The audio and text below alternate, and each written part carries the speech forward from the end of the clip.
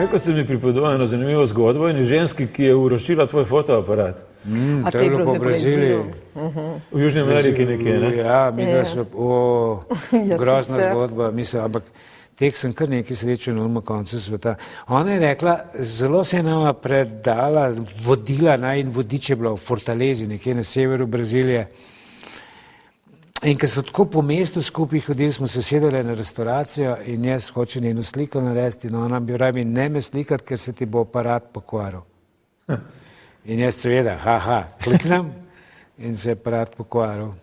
Tisti hip? Tisti hip je se zaštekal in je več delal, nekaj se je zlomil noter in sem potoval čez celo Brazilijo, v Argentino in šele v Buenos Airesu sem preko prijatelja dal aparat popraviti.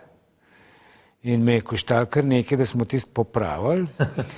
Pa je pa on, ki ga je popravil, pozabil zamakniti tam en štiftak in jaz, ki sem dajal filme noter, se občutljivost filma ni spremenila, kljub temu, da sem jaz spremenil. In sem vse slikal na 800 aza, imel sem pa 100 aza. Je bilo vse črno potem. In je bilo 40 rol filma, sem tako rekoč. Posnel vse, kar sem v Južni Ameriki naredil, zaradi te napake, zaradi te čarovnice, ki je rekla, ne me slikati, jaz pa nisem ubogal. V Indiji se mi je pa zgodilo, da sem slikal te puščavnike, te jogije in smo bili tako v istem prostoru, trije, sem naredil portret ta in ta, isti pogoj, ista svetloba, isti aparat, isti film, ki sem razvil, on je na sliki, ta pa ne. Prežgan, belo.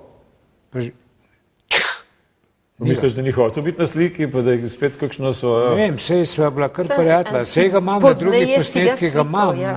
Sam takrat v tisti sobi, v tistem trenutku, Dadgeri Baba je bil to njega, prežgal mi je film. Ni bil razpoložen in je zacumprav tvoj aparat. Ni daš rekel, ne? Mislim, težko si predstavljam, da bi jaz naredil napako, ker nisem spremenil nič, klak.